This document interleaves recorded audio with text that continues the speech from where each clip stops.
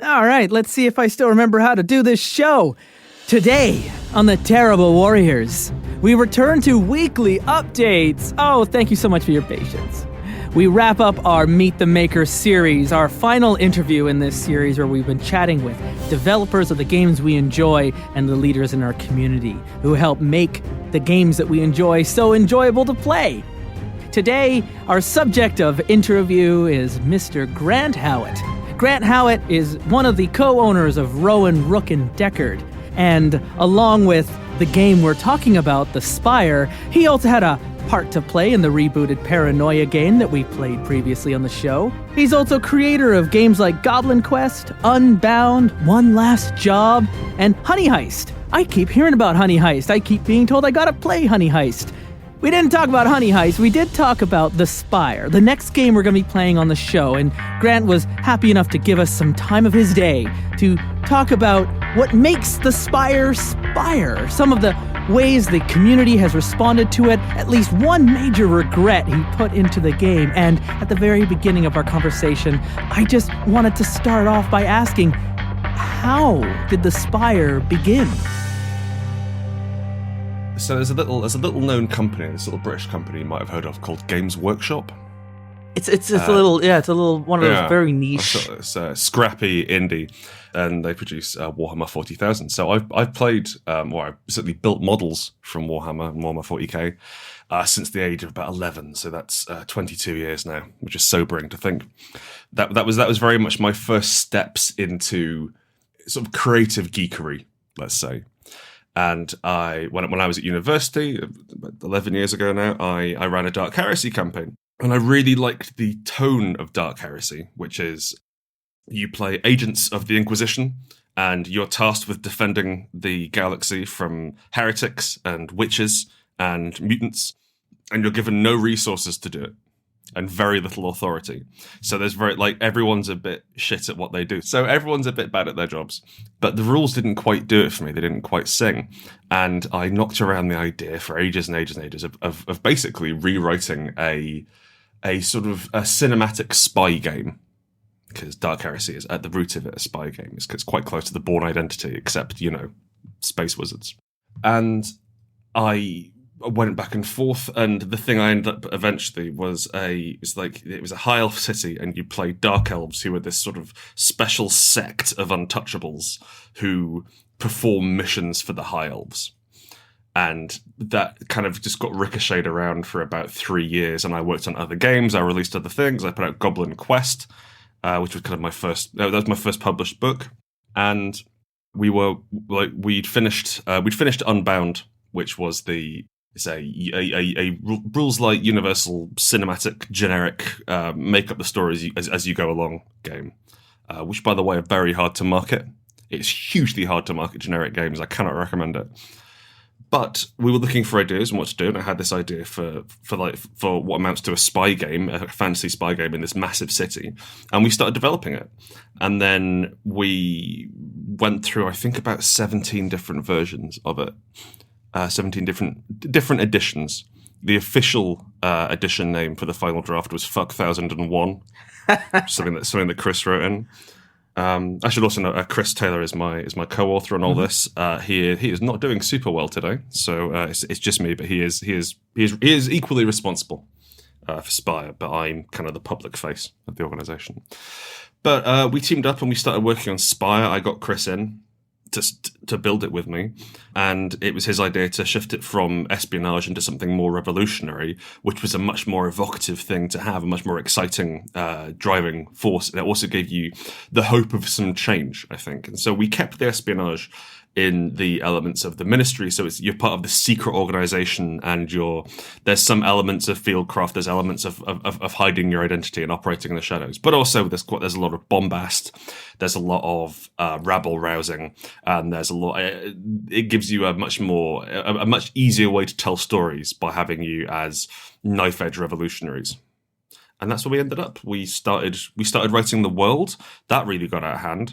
And everyone really likes it, which is lovely. I think we've created a world which people are excited to be part of and tell their own stories in, which I think is really valuable. It has been really interesting reading the world, because the game does take place entirely in Spire, the city tower of Spire, but it also has this huge world operating around it. All of these politics and moving pieces that continue to evolve as your story in Spire may continue to evolve, and even your own character may have been enlisted and sent off to the front lines, and you're not. It's not a game like Paranoia where you're trapped in Alpha Complex, and anything outside of that city just simply doesn't exist in the game world.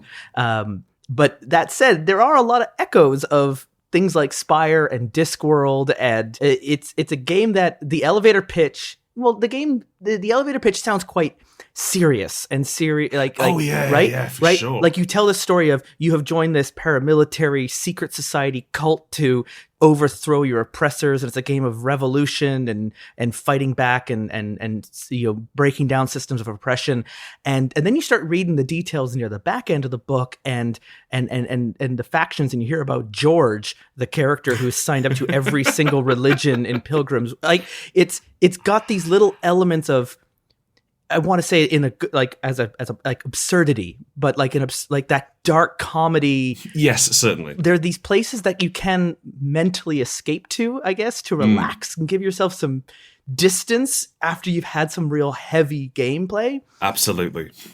Was that difficult to find the balance between creating a game that was about revolution, but also throwing in these elements of comedy without also then throwing out the whole point of the revolution game in the first place, right? There's a real balance to be struck there, and I think that. So I am at heart a comedy writer. My dissertation for my creative writing degree was I did several comedy pieces, which went down really not very well with the academics circles. They weren't really into that. They wanted some serious things about feelings, and I wrote a choose your own adventure game about not having sex.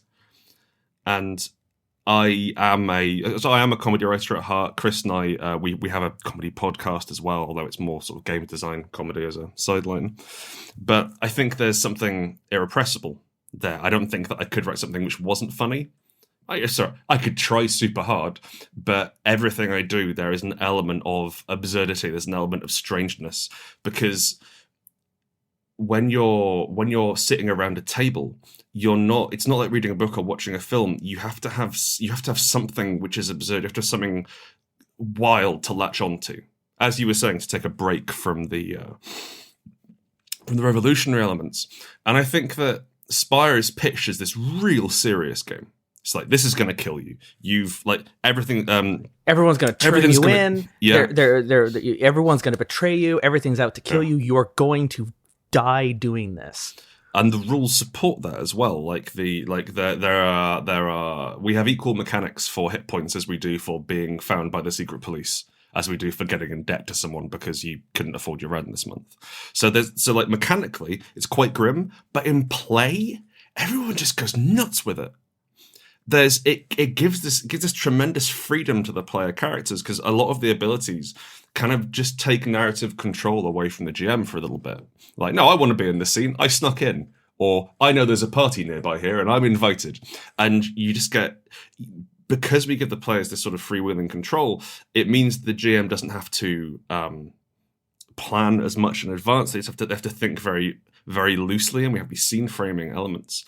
And you end up with something that does skew towards the absurd, but it means that you can drop right back down to having.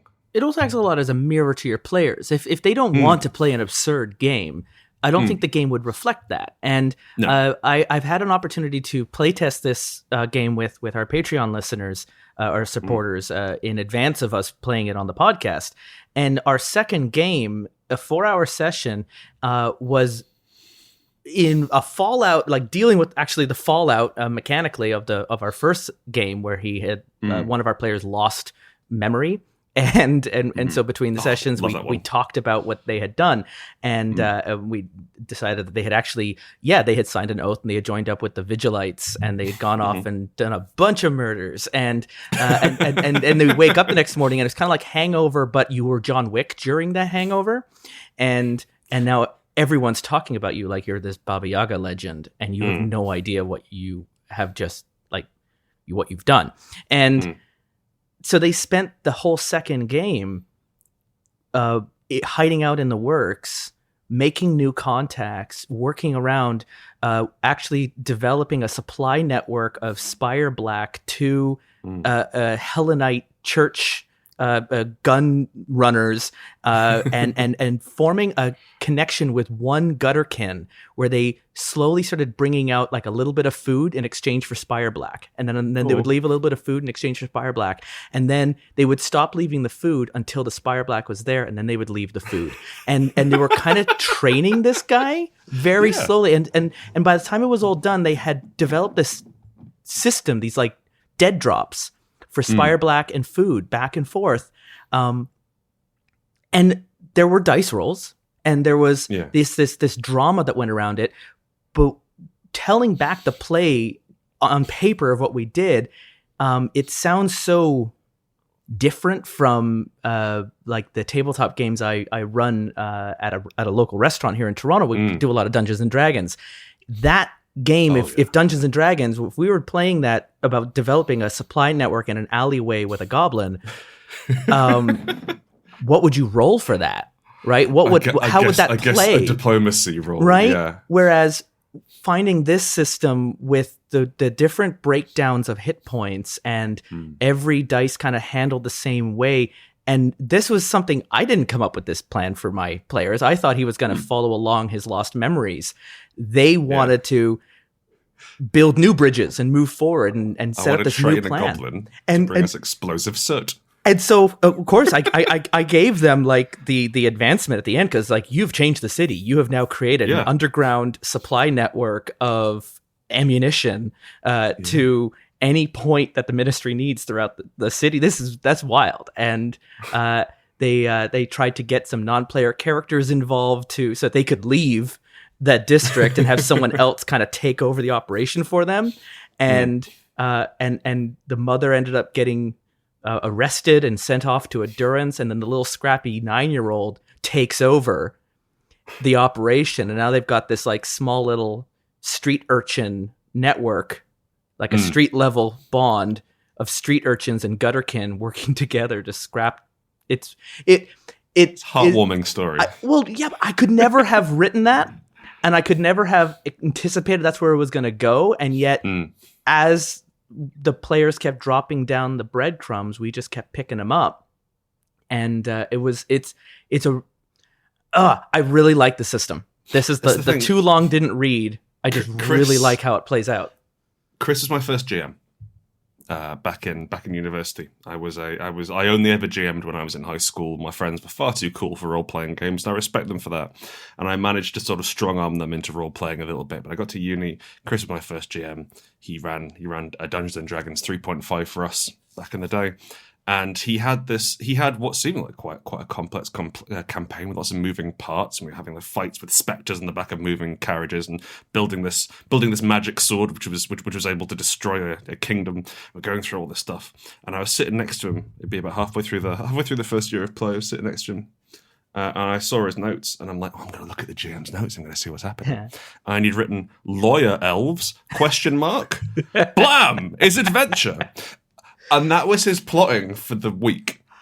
That's exactly how my first game, it was my friend's older brother ran it for us. And we went this epic journey of escaping from captivity into these caves and coming across cursed gods and a sword of ancient legend, and going out and taking over like city archons coming down from the heavens. And he literally just had, I think, written down going, "lost in cave?" ? And then just ad-libbed everything later. And we wrote a system where that is encouraged. All the systems we write are designed to primarily be played by us.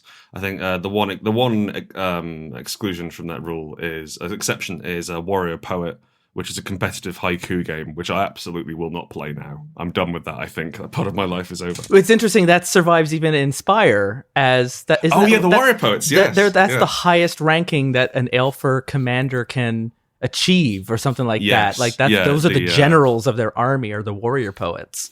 Yeah. And also because like in it was pitched, and it's honestly I think it's kind of exoticism. I might want to just have a think over it, because it's pitched as sort of like these magic Asian and sort of half Japanese, half Chinese mushed together. What if you were these wizard poets who could destroy cities? And then we took it into Spire, and I think the thing with the trick we have in Spire is you think about fantasy trope, and then you think about it for about 30 seconds more, and invert some of it. And so warrior poets are these amazing, powerful warriors, and they're also brilliant poets. But it also suggests like, oh, we've got accountant sculptors and dance lawyers, and the idea that Elfia civilization marries, it views both of them as equal. Torture operas, yes, it views both of them as equivalent art forms.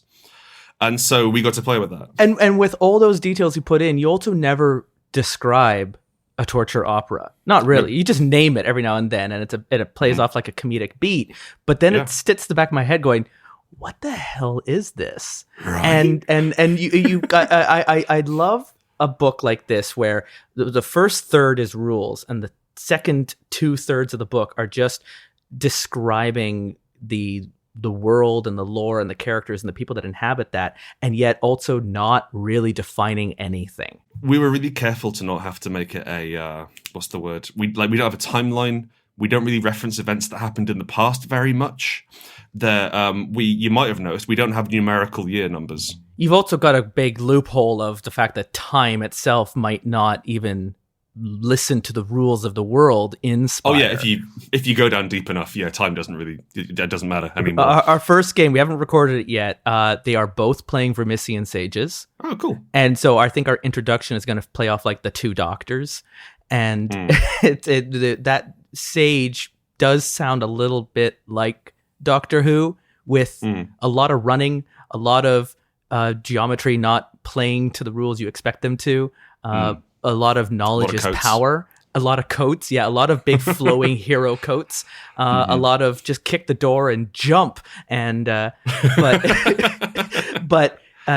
this idea of you've got these little bits of like things like the Vermissian way and things like the heart of Spire that give you can retcon, you can change the timeline, you can carte blanche to be as weird as you like. Yeah, exactly. But it also becomes a la carte for your players, where they get to choose, if I want to do a noir crime kind of real investigative or down in the ground in the gutters of the city, or if I want to do something much more magical or horror or absurd.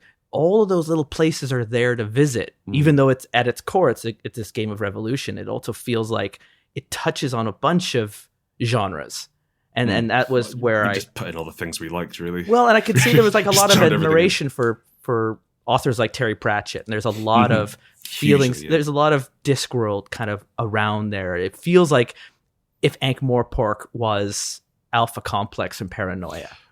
Someone on the Discord described, which I'm very flattered by. They said like Games Workshop is the Tolkien, Spire is the Pratchett. Yeah, I completely agree. And in terms we've taken the ideas and we've twisted them and developed on them. And I Terry Pratchett is undoubtedly my favorite author. I think he was an astonishing force. He wrote so wisely, and it was comedy and it was fantasy. And to have that level of mastery, and to not he very rarely he wasn't especially verbose. You didn't show his working; it was smooth and fluid and wonderful. And he's a tremendous loss to the community. Well, there's a bit of him, I think, that lives on through a game like this, and through the stories here that are told in Spire. And it was interesting what you said earlier about comedy not being taken seriously, and I know it's a little bit of a sidestep away from the game itself. I was watching Taika Waititi and JoJo, and with the Oscars, he had an interview.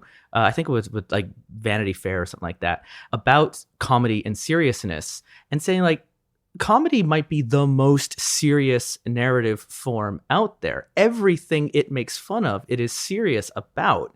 It's just the delivery that isn't done seriously. But a comedian and a writer like Taika and like Terry Pratchett were very serious about the things that they wrote, and the topics they put onto. A book like Monsters Regiment is very funny, but also very serious with the story it's trying to tell. And I think you can say something similar about Spire. It's one of those, there's an elevator pitch, and then there's the second, but also it's got these elements of comedy. But I find with the players I've been making characters with, I play the straight man and I set up the game, and then as they're making the characters and they read through, and I think the first beat is when you're picking your durance. You're reading through all the different durances, and you're reading about this horrible situation of 4 years of indentured servitude, and then one of the durances is the pet. And I think that's the first comedic punchline. That's the thing. It's interesting because like, we went back and forth about leaving that in. Every single player I have created characters with, that's the one that gets the first pop, and then they all want that. And then we start looking at other things. But I think that's the first time where the shoe drops and they realize this is also a game where there is going to be laughs and uncomfortable laughs. And yeah, I think that's what we're trying to go for in terms of uncomfortable laughs, because like the idea of these people the Elfia are so foreign, and so they have so many access to so many more resources and such privilege that they can view drow as pets, and not in like a twisted, cruel sex way, but just like, oh no, I have a pet. I have a beautiful drow who sits around my house, and I put a necklace on them, and that's very good. The same way we don't a cat. And there's something sort of like imagine, like I spent 4 years sitting on a cushion in someone's house. There's something innately funny about that, but also really dehumanizing and weird. Yeah. And our character, our pet in our game is our firebrand now. And I feel like his time as a pet has, I think in a very unspoken way, there's some trauma there, and there's some background, there's some issues that aren't being dealt with in a healthy way and are instead being projected now as this firebrand. And I've discovered in the few games I've run, and I wonder if you've seen the same thing, there's this cycle of comedy to drama, and then it feeds back into comedy, and then it feeds back into drama. And so the pet was the joke, but then it wasn't, and it became serious again as we started examining it. And then that led into this bond where the firebrand there's a sympathetic, his master, who was the pet owner here, was himself a young elfer who, this was his first drow. This was his first durance drow that was given to him as a gift by his family. Look after him. Don't forget to water and feed him and take him for walks every day. Right. Yeah. But then 4 years, that started as, a pet. But by the end of those 4 years, there was a bond, and there was this, a dog and his boy kind of a relationship, but also you're not a dog, you're a person.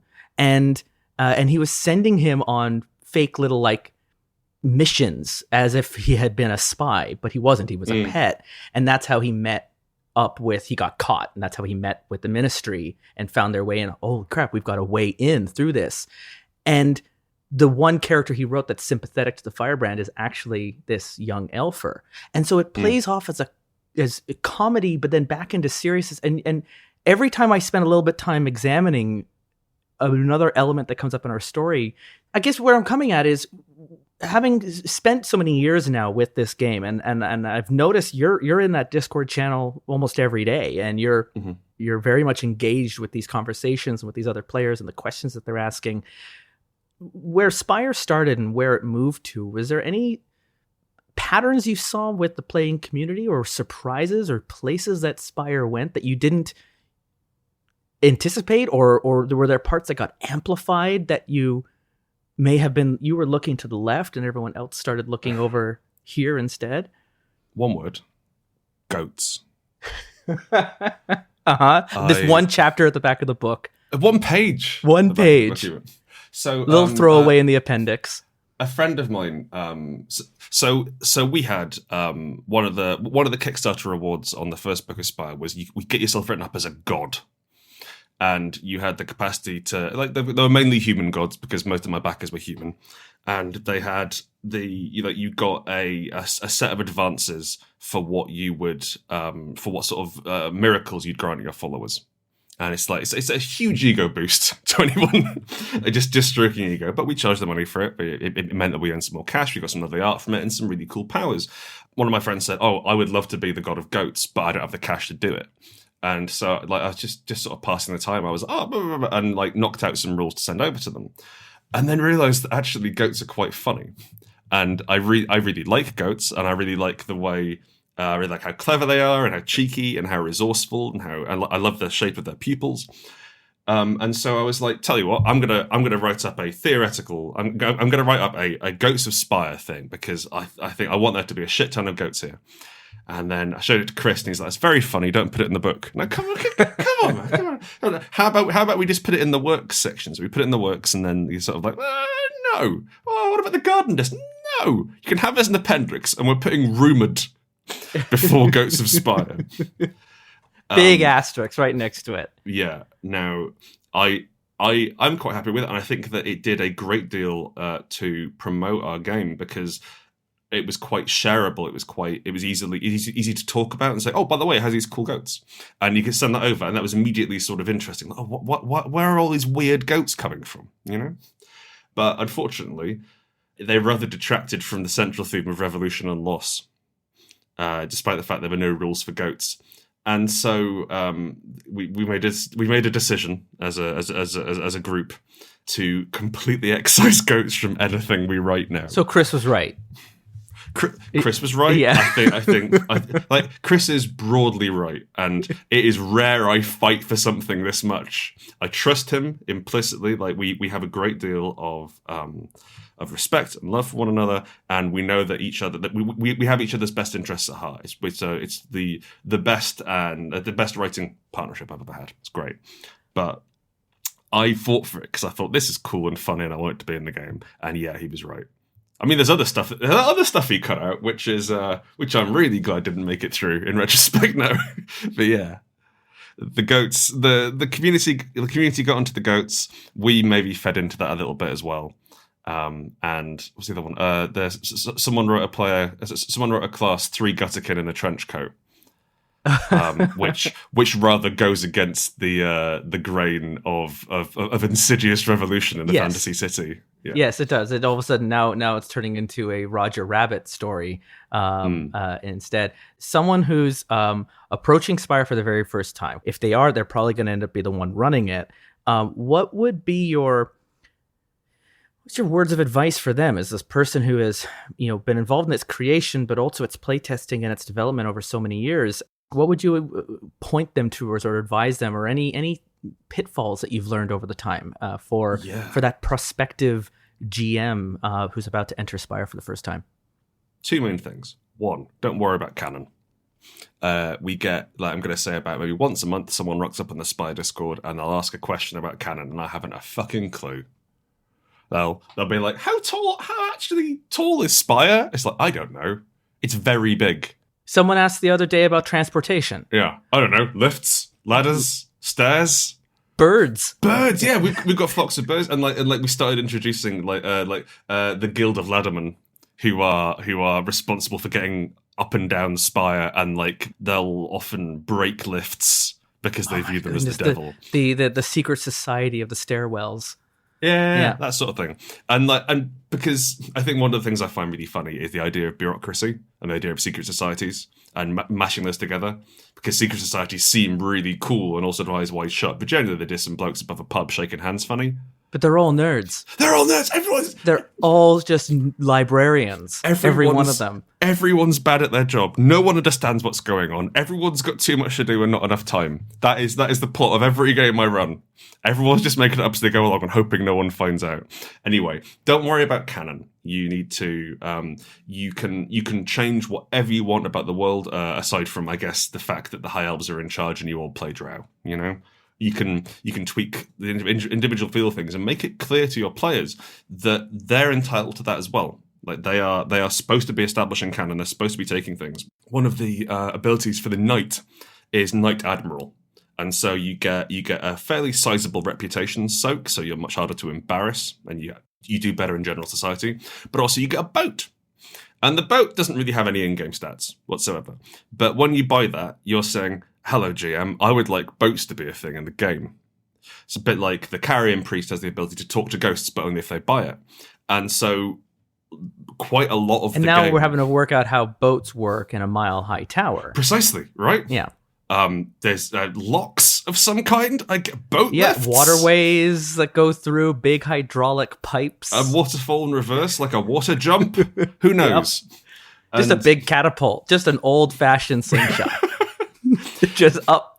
And you can. It's just I have the group now of everyone just portaging this boat up and down everywhere, and it actually has never touched water. It's absolutely crucial that the boat comes with us on every mission, and it's got a name. It's where you sleep. It's where you cook. Listen to the players. Let them make the world. Build your own version of Spire. Something we've done with Heart is that we've taken away really any idea of canon. There are a few things that are around, but there's no map.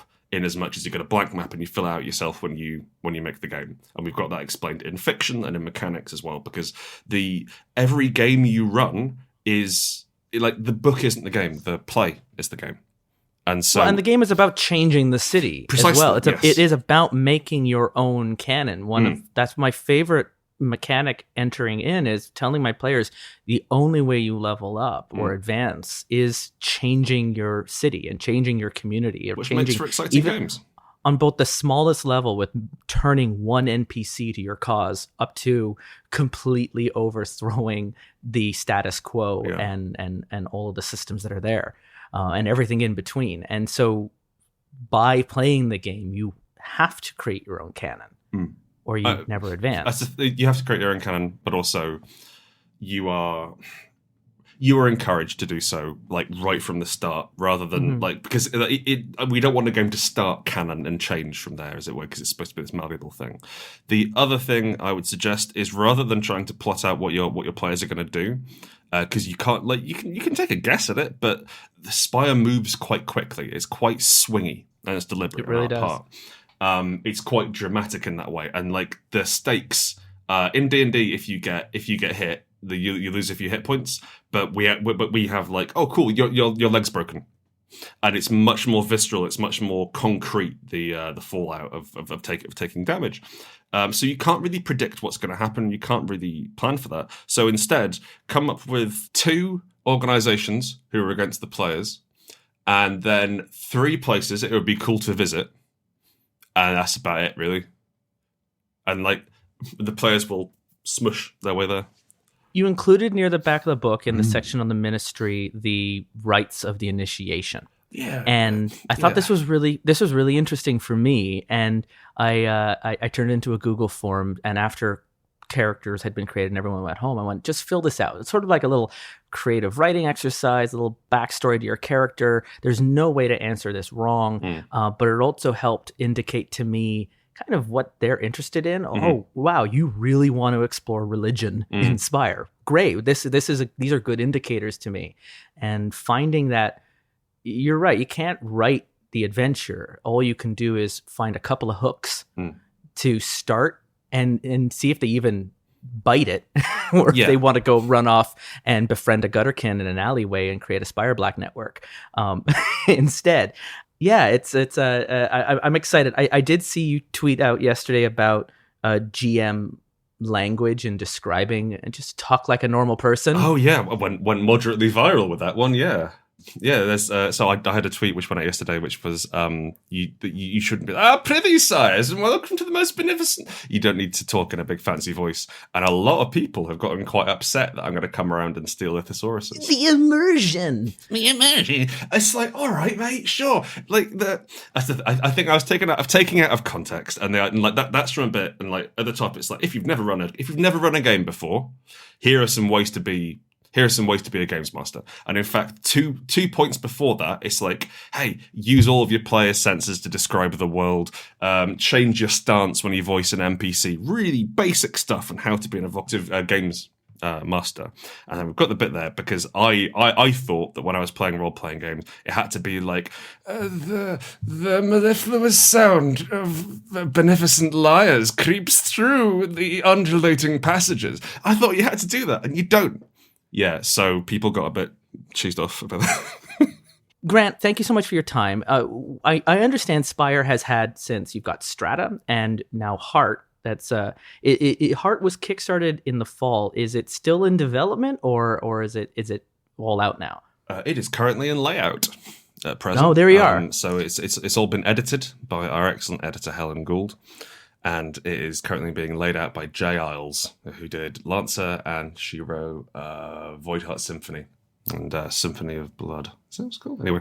Oh, very cool. So on our way, if we love the Spire and we continue to explore through it and we find these other books that you've put out, what going forward can we look forward to in Spire? Where does this go? Well, we've got a release coming up in the summer. It's all written. Thankfully, we're just like we kickstarted Heart, which is a spin-off. It uses a similar system, but it's not the same. You describe it as almost like a dungeon crawl. Yeah, it's a body horror dungeon crawl set underneath Spire. And so, like, the idea of Heart is that it makes itself new every time someone goes down there, and it's slow and it isn't very good at it. And so you've got this weird dimension made out of. So it's like a roguelike dungeon crawling video game where it procedurally regenerates every time you play. It's more like no, actually not like at all. Enter the Gungeon. No, sorry, not like Enter the Gungeon. Although I will say I have 327 hours on record for Enter the Gungeon. I think it's my most played game. I'm shocked that the Church of the Helionite is in this game, and you are also a fan of Enter the Gungeon. I can't imagine. It was an accepting that when you, as a GM, when you describe a world to the players, what you're doing is you're creating a bespoke world for the player characters. And we wanted to have an entity in the fiction of the world that was also doing that. Because it means you can get really blunt with your storytelling. And I was like, sorry, what? Like, if you want to have a room made out of a character's fears, all right, sure. There's a reason for it in game, which is quite nice. However, Heart's a spin-off. It's a completely standalone game. We hope it'll be a bit more. It'll hit kind of a wider audience because it doesn't have the themes of revolution. It isn't urban. It's more traditional. It's an adventure game. It's an adventure game. It's primarily a game about obsession in that. Like, dungeon crawling is a terrible idea and you shouldn't do it. So in addition to your class, you have a calling, which is the reason why you've decided to go into hell and not immediately leave. So it's a game about furthering those dark desires. But for Spire, we're releasing something called Mission Book 1, and this is in response to a bunch of people asking, like, what's a good one-shot mission for Spire? We didn't have one, so now we have 10. They've been written by a wide variety of authors. We've got Shorang Biswas is doing some stuff for us. Pam Punzalan, a woman called Pauline Chan, who did some stuff for Strata. It's absolutely brilliant. Bashir Gauss is doing some stuff. Jabari Weathers is writing something. We've got a load of different authors. Some people who've never written anything before. Some people who are established writers. Jason Petrie's in it as well. They've written like these scenarios. They're about 1,500 words long each. They're very tightly structured around like a core ideal. And the idea is that you sit down with your group and you have the mission briefing and you have all the things you can do. And it's a one shot job for Spire. I playtested the scenario I wrote is set in the Works. No, not the Works. It's set in Red Row, and you go and you have to assassinate the criminal overlord, Mr. Winters, and not make it look like an accident at his own birthday party. And where we played that twice, we were at a convention in Florence, in Italy, and it went really, really well. The structure is really good, and it fits the it fits the overall rule set of Spire. So that's coming out in summer, but we need to get Heart out the door first, and then we can focus on doing the shorter book Spire. But we are keen on supporting both systems going forward. We're keen on developing more games within the same world as well. I think we've got the next. You have the Resist toolkit as well, yes, where it's just the rules of the game, the mechanics, if you wanted to create your own setting or use those mechanics to work somewhere else, right? There's a game coming up on Kickstarter this Saturday, actually. It's called Ascendancy. It's by a woman called Ruby. I don't know her surname. By a woman called Ruby, and it's the first Kickstarter to use the resistance system, which we haven't done. It's about cyberpunk trans superheroes trying to escape the moon. I think it's something along those lines, that you're trying to fight your way to a space elevator. Wicked. It's really cool. And it uses resistance, so that's really exciting. So yeah, we've got the toolbox, the toolkit, and the reason we call it a toolkit and not an SRD is because like most of the game in Spire is in the characters. Is in those character abilities which feed back into the world, and by excising those, we realise there isn't really much of a game here at all. It's not like D&D where you can play the SRD. So it comes with a big caveat, like, hey, you're gonna have to write the game you're gonna have to write your version of the game. Yeah, this taught is you just how to math do it at but this point. Yeah, this is like what you're doing. You need to change the names and see what they tap off in your fiction. But we've got that. If you're interested in exploring more, you can download that for free on our website. And Strata, which was your second book, that's more an expansion to Spire, where Very Heart much is a so, standalone. Yeah, so there's two classes. There's the Shadow Agent, who has their identity surgically removed and replaced with cover identities. And then there's pretty much my favourite class I've ever done, which is the Inksmith. And you know Unknown Armies, right? I do, yeah. Okay, me and Chris both adore Unknown Armies. We think it's probably my favourite game. You know, I wasn't a part of it, but we did run it on the podcast a few years ago. It's a gorgeous idea, the idea of postmodern magic. I remember reading that when I'd be about 21, 22 years old, and it just grabbed me. The idea of using police tape as part of a magic warding ritual. You've got a little bit of that in the very first Inspire with the Ministry, the magic of putting the black ink over your eyelids so you can see in the dark. Yeah.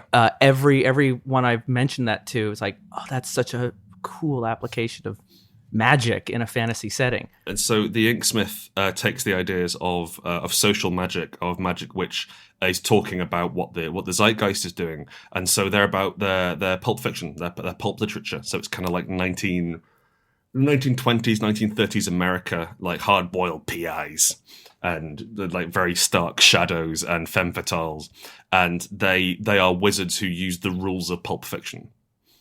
So their default spell is a man with a gun walked into the room, and you cast it, and a man with a gun walks into the room, and you don't get to say which door or which man or which gun, but you can make you can start firing off these tropes, and again we explain it in the fiction. So I'm really proud of Inksmith in that respect.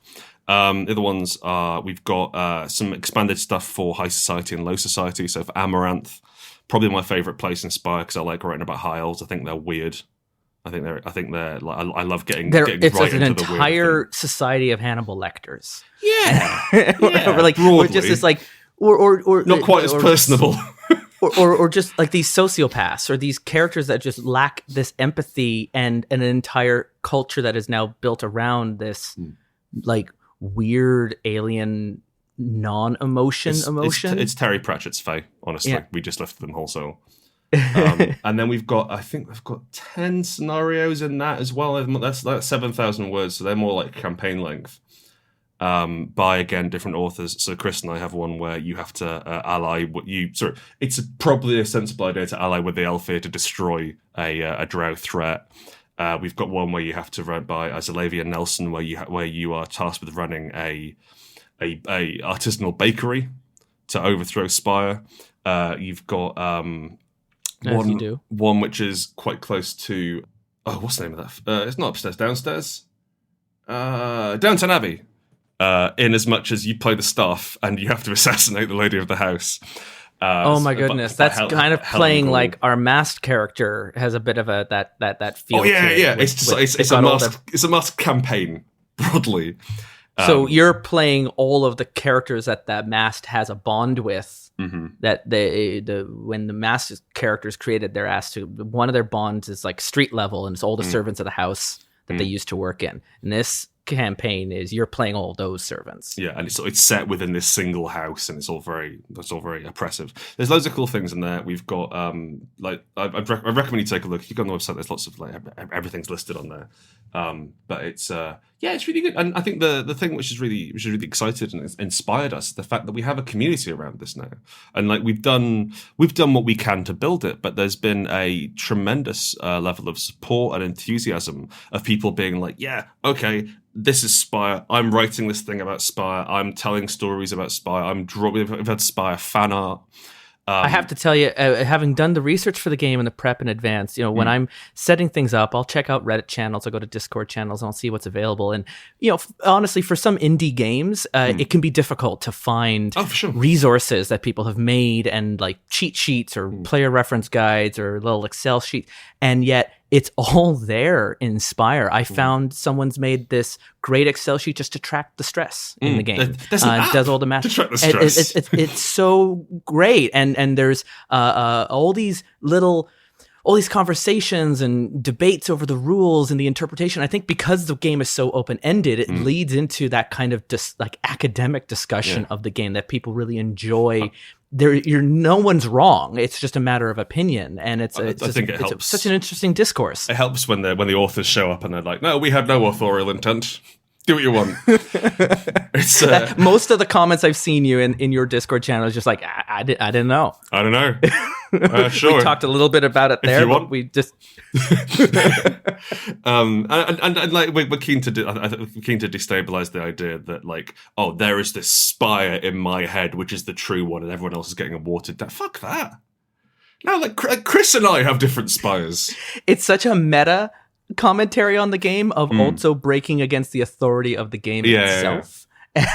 And overthrowing the systems that the creators have put in place. Please, It becomes almost like this. It's just it art imitating life now. Grant, thank you so much for the time you spent with me, and I'm so looking forward to playing this game. When we've played through it and we're on the other side, looking back at what we've wrought, would you come back and we can break down, have a little therapy session? Sure. That sounds good. I'll see if I can if I can help you work through some of the legs you've lost.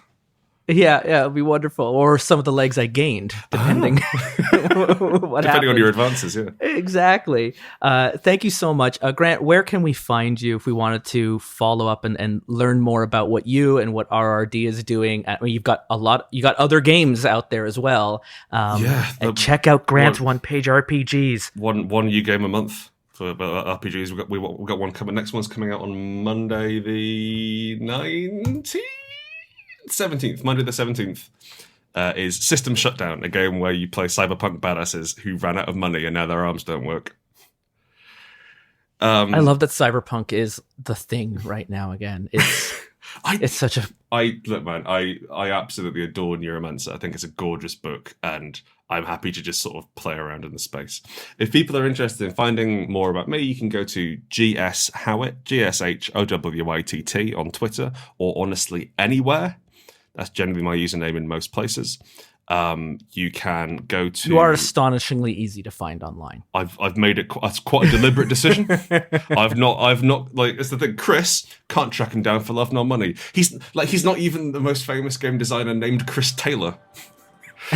There are 3 or 4 more prolific designers than him. So like I'm very easy to find online. You can track me down.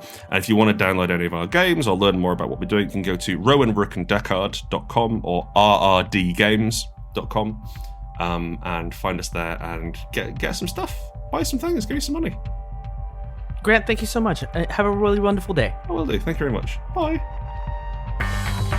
The Terrible Warriors will begin playing the Spire in 1 week's time. And thanks again to Grant Howitt for giving us so much of his time to talk about this game. We can't wait to talk to you on the other side of our experience with the Spire. Be sure to follow Grant online. Check the show notes where you can find links to his Patreon page and social media accounts, and he's always got something coming out. So he's definitely someone you're going to want to follow up on. Speaking of following up, follow us on Twitter at Dice Warriors and on our Patreon page at patreon.com/Terrible Warriors. Not only will you be getting all the usual perks, but starting with this campaign, every Friday you'll get early access to the episode that will be released on the following Tuesday. That's kind of cool. And if you'd like to be involved in the creation of our Spire campaign and our narrative, every month Patreon supporters of the Tip Club tier are invited to join us for a private game that I personally host. And along with you getting to join in and play a game of Spire, we'll also populate our room with other members from the podcast who will be coming in to join us. So it's a chance for you to actually play along with the podcast and be a part of the formulation of some of those storylines that we're thinking of introducing into the main show. And supporting us on Patreon isn't in the cards. I understand you can't spend your money everywhere. Even leaving a 5-star review or leaving a comment in the podcast app that you're listening to the show on, all of that just helps to help expose the show to other eyeballs and spread the word around that you can be a terrible warrior too. So, next week, we begin our run-through of the Spire.